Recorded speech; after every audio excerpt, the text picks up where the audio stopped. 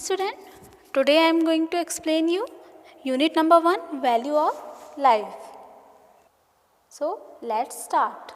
Our first chapter is how intelligent we are, कि हम कितने इंटेलिजेंट हैं.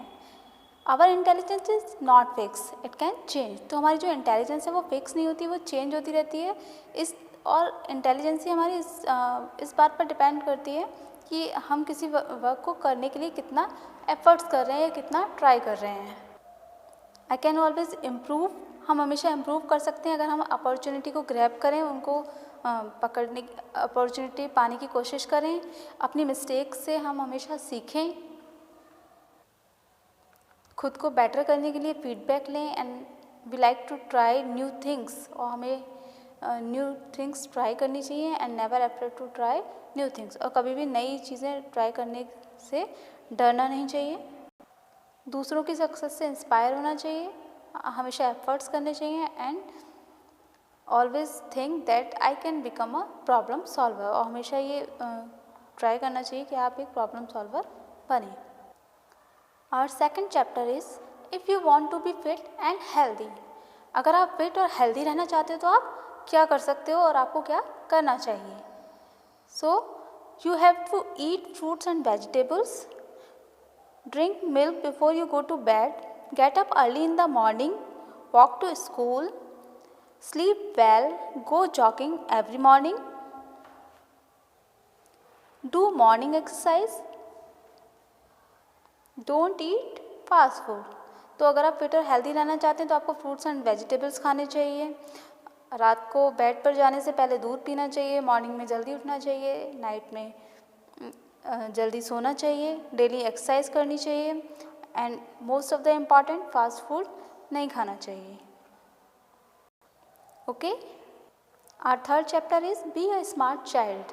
हमें हमेशा एक स्मार्ट चाइल्ड कैसे बन सकते हैं उसके बारे में बताया गया है.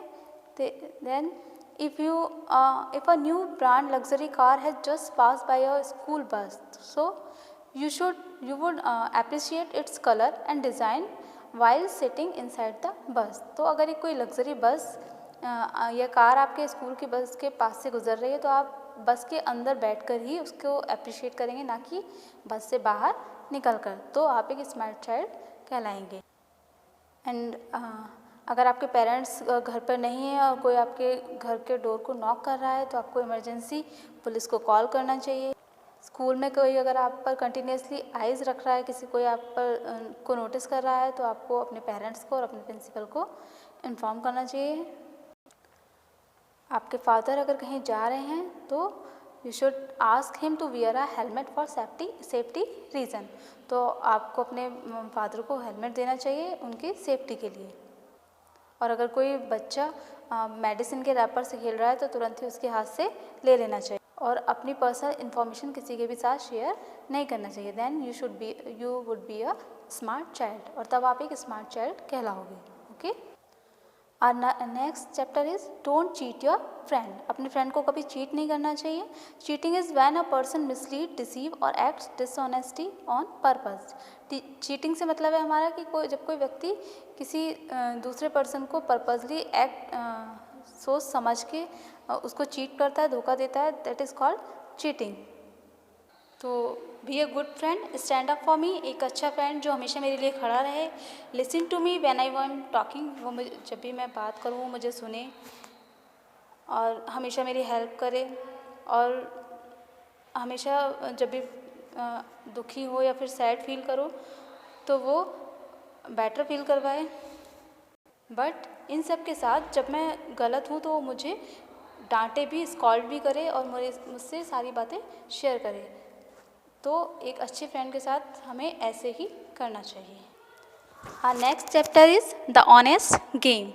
Cheating is a form of dishonesty. Cheating भी एक डिसऑनेस्टी का पार्ट है. तो इस चैप्टर में हम ये जानेंगे कि हमें ऑनेस्ट कैसे होना चाहिए. As admitting to take in class. जैसे कि अगर हमने क्लास में कोई मिस्टेक की है तो हम उसको एडमिट कर लें, तो that is a part of honesty.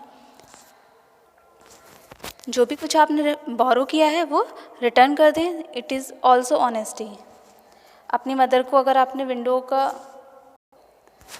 शीशा तोड़ा है तो वो आप उनको बता दें, इट इज़ ऑल्सो ऑनेस्टी।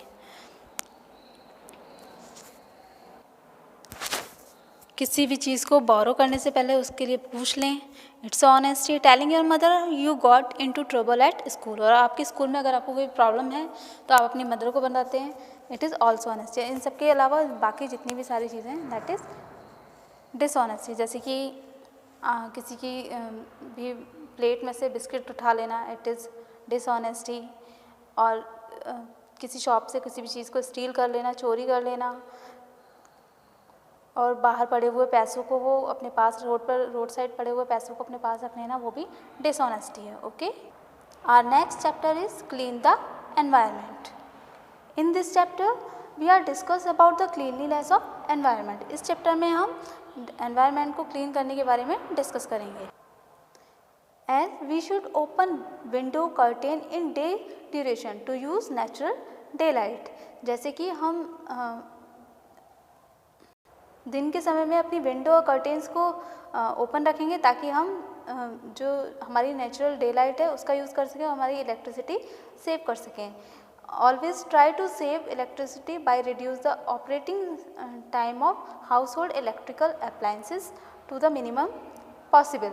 और अपने घर के जितने भी इलेक्ट्रॉनिक्स आइटम्स हैं, उनको अप्लायंसेस हैं, उनको कम से कम यूज़ करेंगे ताकि हम इलेक्ट्रिसिटी को सेव कर सकें।